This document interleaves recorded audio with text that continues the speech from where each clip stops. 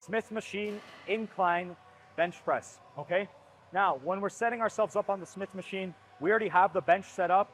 Bring the bar down to the bench. Use these knurlings as gauges. I always grab my hands to the knurling, my pinky on the knurling, and I see if the gap is the same, okay? We can kind of move this bench a little bit this way. That is going to be important to make sure that you're in the middle of the actual implement, okay? I'm going to bring this bar back up. Now, when it comes to doing the incline, every machine is going to have different inclines, usually 15, 30, 45. They go by increments of 15, okay?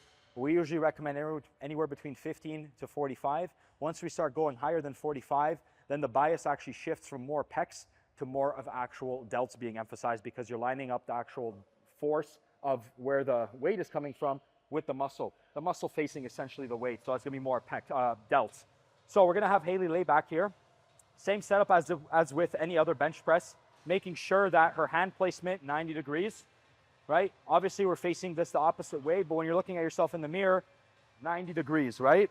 You don't want your hands caving in, right? And you want to make sure that the elbows are underneath the wrist. So we'll have Haley set herself up here, making sure the foot placement, whatever's comfortable for you. The more you bring those feet in, you'll be able to drive those feet into ground, generate more force, making sure those hips and the back is placed nicely on the pad, engaging that core. Ribs aren't flared out. There's no hip extension going on. Everything is placed and nice and tight. Now, when she's going to lift up the bar and unrack it, a lot of people have a propensity to actually have those scapula or the shoulder blades essentially elevated or shrugged. You want to make sure that they're depressed and brought down, right? And when she's actually descending, we're going to have to move the bench up because it's going to be super awkward for you. Scooch back up, perfect.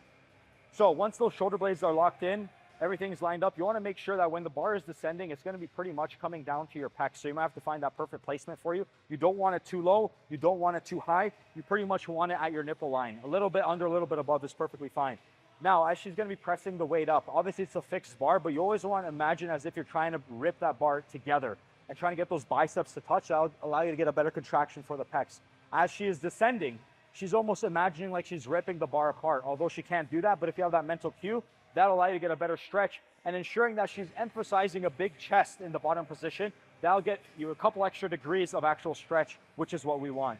So she'll demonstrate a couple other repetitions here. Nice and controlled down, pausing, eliminating the momentum, pressing through, and making sure that she doesn't fully lock those joints out.